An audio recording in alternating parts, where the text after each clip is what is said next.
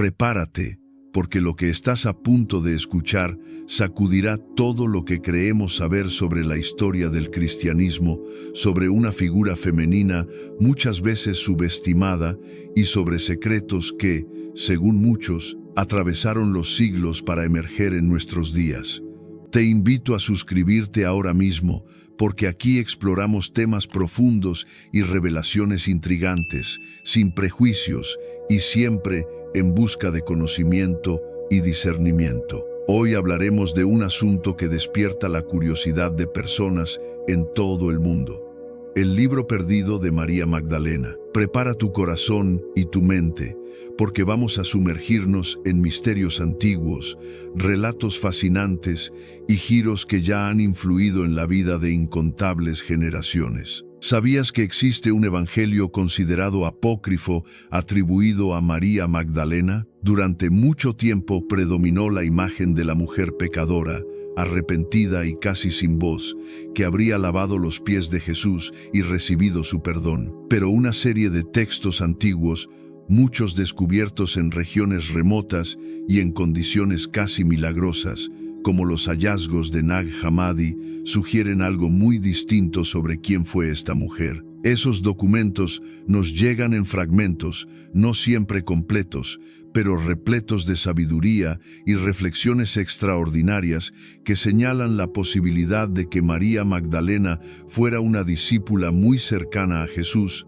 tal vez la más dedicada y perspicaz de todas. Este video será más que una simple exposición de hechos históricos.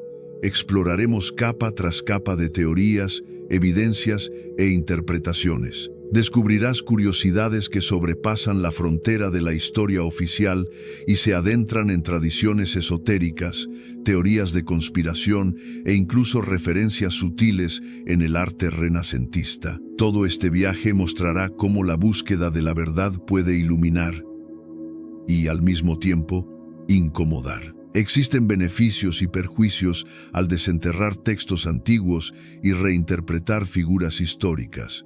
Hay quienes se sienten fortalecidos e inspirados, y hay quienes ven todo esto como una amenaza a la estructura establecida. Así que quédate hasta el final, porque abordaremos desde los pasajes específicos del llamado Evangelio de María hasta la supuesta implicación de Leonardo da Vinci en secretos ocultos. Hablaremos de fechas que van desde el siglo III hasta nuestros tiempos, pasando por el siglo V y llegando a descubrimientos realizados en 1945, cuando se localizaron manuscritos en cavernas cercanas a Nag Hammadi.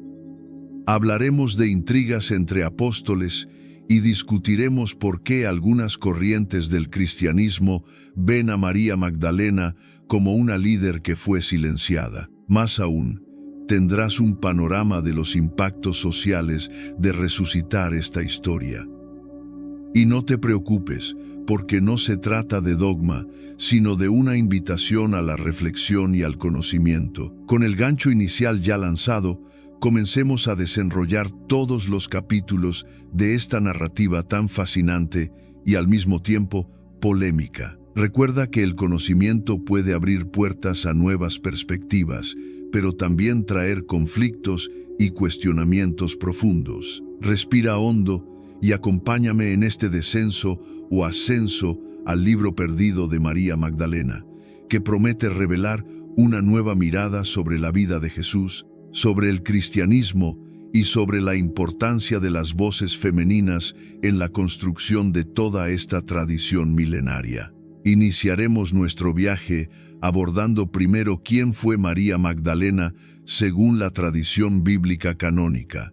Después veremos cómo esa imagen difiere bastante de lo que encontramos en los llamados textos gnósticos y apócrifos. Solo entonces entraremos en detalles acerca del documento que algunos llaman Libro Perdido de María Magdalena o Evangelio de María Magdalena. Este recorrido en capas es importante para que cada persona comprenda el terreno que pisamos, ya que lidiar con estos textos exige entender tanto el panorama oficial como el escenario de los descubrimientos más recientes o menos conocidos. Comencemos entonces con la imagen popular de María Magdalena.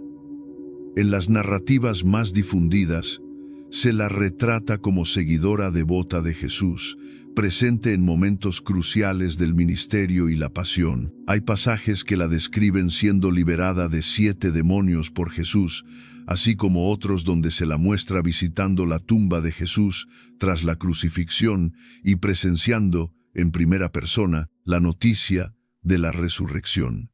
En muchos ambientes prevalece la idea de que María Magdalena era pecadora, posiblemente una prostituta perdonada. Sin embargo, eso puede deberse a confusiones al leer los pasajes bíblicos, donde aparecen otras Marías y otras mujeres. A lo largo de los siglos, la tradición cristiana oficial, especialmente en algunas vertientes, fortaleció esa imagen de mujer arrepentida, sin dar mucho énfasis a la posibilidad de que hubiera sido una discípula influyente. Aquí es donde entran en escena los textos gnósticos, presentando otra perspectiva. Cuando hablamos de gnosticismo, nos referimos a una corriente de pensamiento antiguo que valora, ante todo, el conocimiento interior como vía de salvación. El término gnosis proviene del griego y significa conocimiento espiritual o discernimiento profundo. Para los gnósticos, la materia suele verse como una prisión, y la liberación del alma se alcanza mediante revelaciones que rompen las ilusiones del mundo material. Dentro del cristianismo existieron corrientes gnósticas que interpretaron el mensaje de Jesús con una óptica más espiritualizada y menos ritualista. Fue en ese caldo cultural donde surgieron diversos escritos, entre ellos el Evangelio de María. Este Evangelio, también conocido como Evangelio de María Magdalena, no está completo. Existen algunos códices antiguos, uno en griego, fragmentario, y otro en copto, igualmente incompleto. Se encontraron en distintos momentos de la historia. Una parte importante apareció en lo que hoy llamamos Códice de Berlín en 1896, pero la verdadera relevancia de estos hallazgos solo comenzó a ser clara en el siglo XX, especialmente después del descubrimiento de los manuscritos de Nag Hammadi en 1945. A partir de entonces, la comunidad académica y religiosa comenzó a mirar estos textos con mayor seriedad, intentando entender qué significan para la historia del cristianismo y para la figura de María Magdalena. ¿Por qué llamarlo Evangelio? La palabra evangelio viene del griego evangelion, que significa buena noticia. En los textos canónicos, como los evangelios según Mateo, Marcos, Lucas y Juan, tenemos relatos que describen la vida, muerte y resurrección de Jesús, buscando transmitir un mensaje de salvación. En el Evangelio de María, el foco no está en narrar episodios de la vida de Jesús, sino en comunicar enseñanzas espirituales transmitidas a María Magdalena de manera directa. En cierto pasaje, Jesús aparece resucitado, conversa con sus discípulos y explica secretos del reino de los cielos antes de retirarse. Los discípulos quedan confundidos y temerosos. Es María Magdalena quien toma la palabra, los calma y comparte revelaciones que Jesús le confió. Esa historia, por sí misma, ya trae implicaciones profundas. Primero, coloca a María Magdalena en un papel de liderazgo y autoridad espiritual frente a hombres como Pedro y Andrés. Segundo, sugiere que hubo enseñanzas reservadas que Jesús habría transmitido solo a ella, lo que incomoda especialmente a Pedro. En uno de los momentos más llamativos, Pedro dice algo parecido a: ¿acaso ha hablado él en secreto con una mujer y no con nosotros? Esto demuestra cierta molestia ante la idea de que María Magdalena recibiera instrucciones tan sagradas. En respuesta, María relata visiones místicas y una travesía del alma a través de 7 potestades o niveles, donde debe vencer diversas pasiones y apegos hasta alcanzar la plenitud espiritual. Estas descripciones dejan claro el carácter gnóstico del texto, con énfasis en la ascensión del alma a dimensiones superiores y en superar la confusión mental que nos impide reconocer nuestra naturaleza divina. Ese énfasis no aparece de forma tan explícita en los evangelios canónicos. Otro punto relevante es que, en el Evangelio de María, no hay una narración detallada de la crucifixión o la resurrección, pues el foco se centra en las revelaciones espirituales, mostrando que se trata de un texto de naturaleza distinta. La pregunta que intriga a muchos es, ¿por qué este texto y otros semejantes fueron excluidos del canon bíblico? Para entenderlo, debemos regresar a los orígenes de la Iglesia, cuando existían muchas corrientes diferentes de cristianismo. Durante los primeros siglos, cada comunidad tenía sus textos y sus interpretaciones. Con el tiempo, a medida que la Iglesia se institucionalizaba, surgieron concilios y decretos que establecieron cuáles textos eran ortodoxos y cuáles heréticos. Esa selección resultó en los libros que hoy componen el Nuevo Testamento.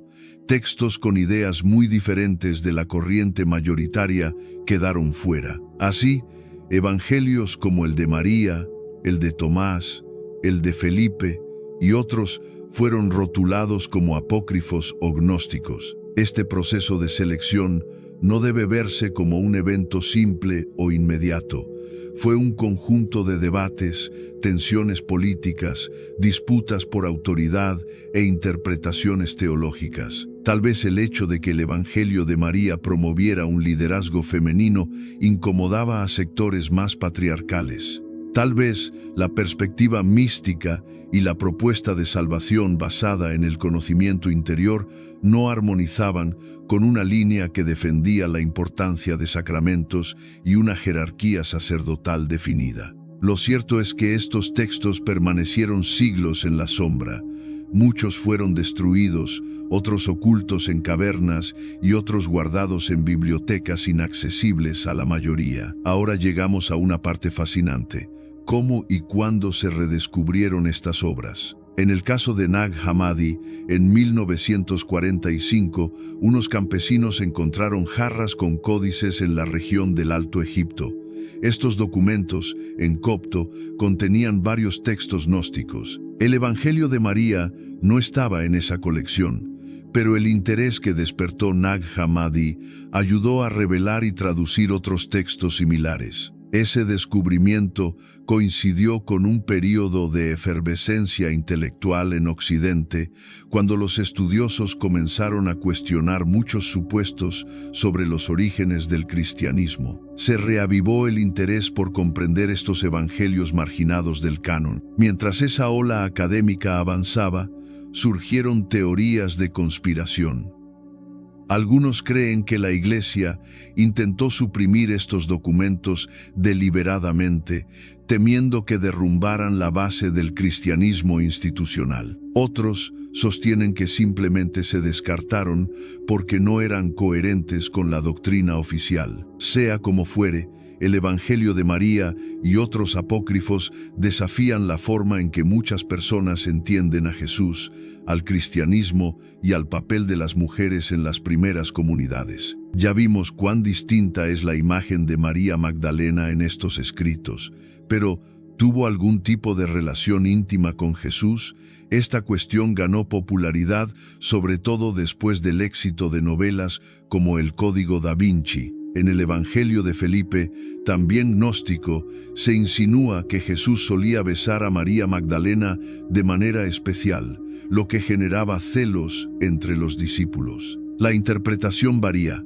Para algunos es un símbolo de proximidad espiritual, para otros, evidencia de un vínculo romántico o, al menos, de un afecto que iba más allá de la relación maestro-discípula. Lo cierto es que María Magdalena era querida por Jesús.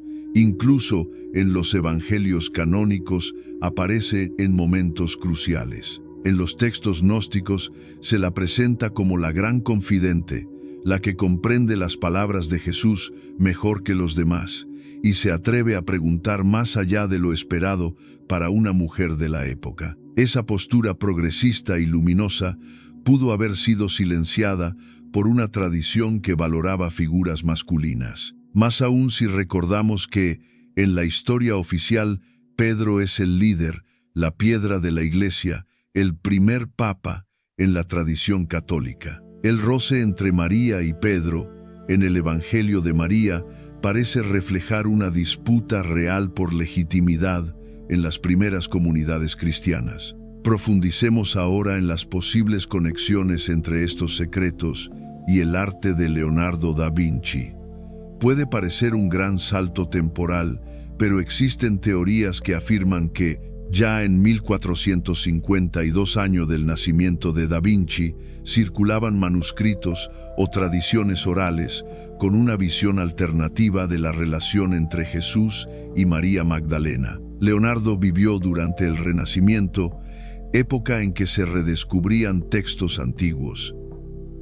Era famoso por interesarse en todo, desde anatomía hasta esoterismo. La teoría popular sugiere que Da Vinci colocó intencionalmente en su obra La Última Cena la figura de Juan con rasgos femeninos, insinuando que, en realidad, era María Magdalena. En esa interpretación conspirativa, Da Vinci pertenecería a sociedades secretas, como el Priorato de Sion, que supuestamente guardaban la información de que María Magdalena habría sido esposa o compañera de Jesús, tal vez con descendencia protegida a lo largo de los siglos. El cuadro mostraría múltiples pistas cifradas: el espacio en V entre Jesús y Juan, María, la ausencia de un cáliz evidente, insinuando que el cáliz sagrado sería la propia María o su linaje. Esta teoría no cuenta con el respaldo de la mayoría de historiadores del arte,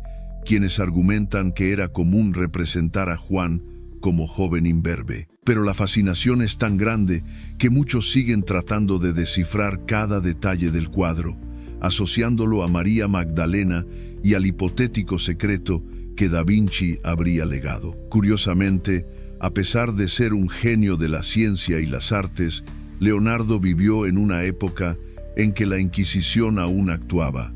Cualquier manifestación contraria a los dogmas católicos podía resultar en severas penas. Por eso, si Da Vinci tenía creencias heterodoxas o información secreta, tendría que transmitirlas mediante metáforas y códigos. Ese escenario lleno de misterio nutre historias intrigantes que influyen en la cultura popular hasta hoy. Pasemos a cómo este tema impacta la sociedad actual. Por un lado, redescubrir textos como el Evangelio de María Magdalena nos invita a revisar la historia con nuevos ojos y a valorar la posible importancia femenina en el cristianismo. Por otro, también despierta controversias y temores. Mucha gente teme que cuestionar la narrativa oficial pueda sacudir la fe y desestructurar prácticas centenarias. Innegablemente, para algunos, la simple mención de que María Magdalena pudo ser más que una seguidora resulta ofensivo. En cambio, para otros, la idea de que fuera líder espiritual enriquece el mensaje de Jesús, pues muestra que, desde el principio, las mujeres podían desempeñar papeles fundamentales. Hay beneficios al abrir este debate. Uno es ampliar nuestro entendimiento sobre la diversidad del cristianismo primitivo. Entender que hubo disputas, ideas diferentes e incluso evangelios fuera de la Biblia canónica ayuda a comprender cómo se construyó la fe a lo largo de los siglos. Otro beneficio es dar visibilidad a voces olvidadas, como la de María Magdalena, símbolo de fuerza e independencia femeninas en una sociedad patriarcal. Sin embargo, también hay riesgos. Uno es caer en teorías conspirativas desbocadas, donde todo es un gran secreto y nada fiable. Hay quienes usan la existencia de textos alternativos para atacar toda la estructura cristiana o difundir historias sin fundamento. Se necesita discernimiento, pues la tradición canónica también es fruto de siglos de reflexión y no debe ser descartada solo por descubrir textos distintos. Otro riesgo es que, al enfatizar demasiado la posibilidad de una relación romántica entre Jesús y María, algunos se pierdan en el sensacionalismo y olviden la profundidad espiritual de estos escritos, desviando la atención de las lecciones sobre autoconocimiento, trascendencia y amor incondicional. En medio de todo, la figura de María Magdalena sigue intrigando a investigadores y fieles. Poco a poco, algunas tradiciones cristianas han revisado la forma de hablar de ella. La Iglesia Católica, por ejemplo, durante el pontificado de Francisco, elevó su memoria al grado de fiesta, acercándola al honor reservado a los apóstoles. Esto indica cierta rehabilitación de su imagen en círculos oficiales. Por otro lado, en el medio esotérico, María Magdalena se ve a menudo como una iniciada o maestra portadora de claves espirituales únicas. También hay corrientes místicas que la asocian al concepto de sagrado femenino, como arquetipo de mujer sabia capaz de unir compasión y conocimiento. Quizá te preguntes, ¿cómo podemos estar seguros de qué es verdad y qué es ficción? La respuesta honesta es que no tenemos 100% de certeza. Contamos con documentos históricos, análisis filológicos, arqueológicos y tradiciones que atravesaron generaciones. Cada persona, al estudiar estos textos e interpretaciones, puede llegar a conclusiones distintas según sus creencias, valores y bagaje cultural. La búsqueda de la verdad puede verse como un camino espiritual en sí mismo. Estudiar con mente abierta pero sin aceptar todo acríticamente es una forma de honrar tanto los textos canónicos como los apócrifos. Volviendo a la narrativa, el Evangelio de María Magdalena no es muy extenso en los fragmentos que poseemos. Aún así, las palabras que conservamos son lo bastante fuertes para provocar profundos cuestionamientos. En la parte central, María relata una visión del Maestro. Mientras los discípulos están desolados, ella afirma que vio al Señor y que Él reveló secretos del Espíritu. Dice que la verdadera culpa no proviene de una transgresión externa, sino de la ignorancia del verdadero yo, alineándose con la mentalidad gnóstica. Luego describe su diálogo con las potestades y cómo superó cada una hasta contemplar la realidad suprema. Entonces surge la objeción de Andrés y Pedro, que no creen que el Maestro confiara un mensaje tan profundo a una mujer. En ese punto interviene Leví, también llamado Mateo, pidiendo que no se desacredite a María, pues es digna de confianza. Ese pequeño pasaje resume la tensión entre la comunidad que reconocía la autoridad de María y el ala que resistía a aceptar la voz femenina como líder espiritual. Nos lleva a pensar que existían tensiones muy concretas en las primeras comunidades y que María simbolizaba una vertiente mística e igualitaria. Observa cómo esta historia se conecta con la cuestión del lugar de la mujer en la Iglesia a lo largo de los siglos. Si María Magdalena fue realmente esa discípula diferenciada que recibió revelaciones profundas, ¿por qué se impidió a las mujeres, durante la mayor parte de la historia, ejercer funciones sacerdotales o de liderazgo en la Iglesia Católica y otras tradiciones? Esa contradicción muestra cómo un texto apócrifo puede ser revolucionario al ponerse sobre la mesa. Abre posibilidades para reinterpretar toda la historia eclesiástica y formas de espiritualidad que incluyan al femenino en igualdad. Vale la pena mencionar que algunos estudiosos, al analizar la lengua original y la terminología, encuentran similitudes entre este Evangelio de María y ciertos pasajes del Evangelio de Juan, que sí es canónico. Podría indicar que los gnósticos, o algunos redactores de la época, tenían acceso a tradiciones muy cercanas a las que dieron origen al texto joánico. Esa cercanía sugiere que los círculos joánicos eran más abiertos a experiencias místicas y liderazgos femeninos, algo que luego se habría perdido o silenciado. Uno de los elementos más interesantes del Evangelio de María es la metáfora de vencer las potestades,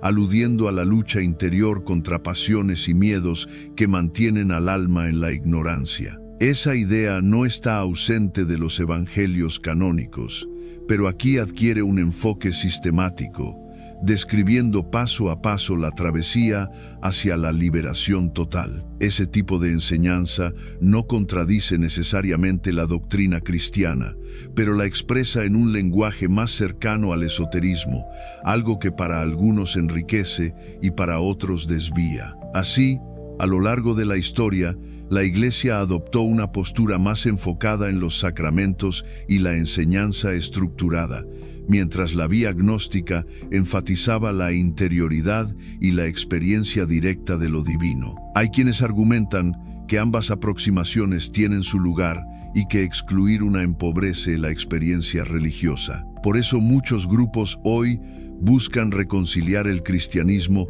con ideas gnósticas, rescatando estos textos como fuentes de sabiduría complementaria. Otra capa de curiosidad surge cuando analizamos la postura de investigadores laicos, personas sin compromiso directo con una institución religiosa. Para algunos, el Evangelio de María es señal de que el cristianismo primitivo era más diverso y que la versión ganadora fue solamente una entre varias. Para otros, la existencia de un texto así no disminuye la relevancia de los 4 evangelios oficiales, pues estos habrían sido seleccionados por la comunidad cristiana más amplia y contarían con respaldo histórico y teológico superior. El debate sigue vivo y cada nuevo fragmento reaviva la curiosidad por lo que aún podemos descubrir. Aunque parezca que ya lo hemos abordado todo, existen otras teorías sobre el propio nombre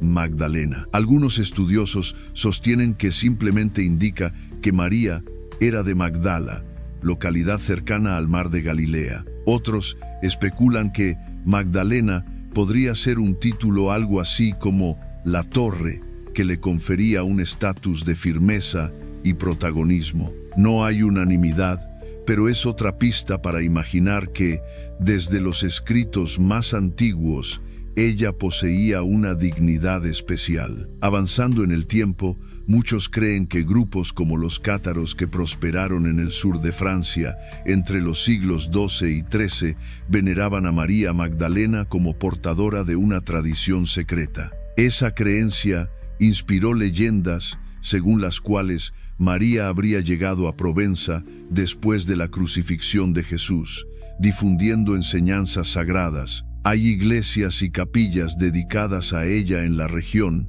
lo que refuerza la narrativa de que podría haber vivido allí, propagando una forma de cristianismo místico. Historiadores conservadores no corroboran esta versión, pero el folclore local se mantiene, alimentado por la imaginación de viajeros y novelas sobre el tema. Todas estas perspectivas muestran cuán multifacética es la figura de María Magdalena y la fuerza simbólica que posee. Atraviesa los siglos y sigue siendo un enigma que muchos se dedican a descifrar. El libro perdido o Evangelio de María Magdalena podría abrir nuevos horizontes si un día aparecieran más fragmentos. Mientras tanto, debemos lidiar con lo que existe, comparar traducciones, analizar contextos y reconocer que la historia oficial no siempre abarca toda la pluralidad del pasado. Cada día surgen investigaciones más profundas, libros que explican en detalle la importancia de María Magdalena, conferencias que discuten la historicidad de los textos apócrifos y movimientos espirituales que encuentran en ella inspiración. Hay mujeres que se sienten impulsadas a asumir liderazgos en comunidades cristianas, usando a María Magdalena como ejemplo de que la voz femenina en el cristianismo no es novedad, sino algo que pudo haber sido mucho más fuerte si no hubiese sido silenciado. Además, la presencia de María Magdalena en la iconografía cristiana, sigue generando debates. Con frecuencia se la representa con cabellos largos y un vaso de alabastro. En otras imágenes aparece como penitente. Sin embargo, en los últimos años algunos artistas contemporáneos la han retratado con la dignidad de una apóstol, con mantos semejantes a los de otros discípulos o incluso en posición destacada al lado de Jesús, intentando corregir lo que muchos ven como una injusticia histórica. Hablar del libro perdido de María Magdalena también nos lleva a pensar en el simbolismo de la palabra perdido. Hay textos que desaparecen, pero las ideas que contienen pueden sobrevivir de otras formas, en tradiciones orales, rituales secretos o simbolismos ocultos en el arte. Tampoco podemos olvidar que, a lo largo de los siglos, la Iglesia Ortodoxa Oriental conservó tradiciones diferentes de la Iglesia Católica Romana. Tal vez, en algún rincón del mundo,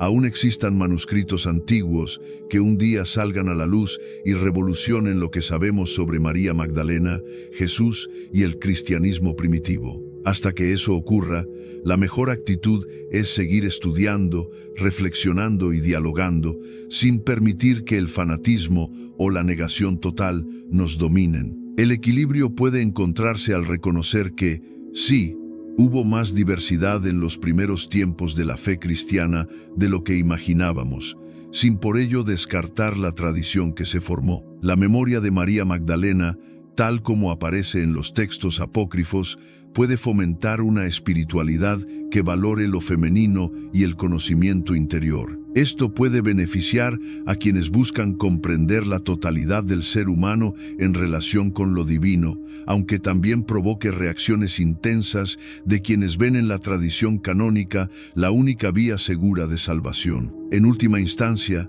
si hay un legado claro en este Evangelio de María Magdalena, o libro perdido, es el llamado a reconocer que cada individuo puede entrar en contacto directo con lo divino, superar sus miedos y confusiones y hallar la verdad en su interior. Es, al mismo tiempo, un mensaje de empoderamiento femenino, mostrando que una mujer podía ser la guardiana de revelaciones grandiosas.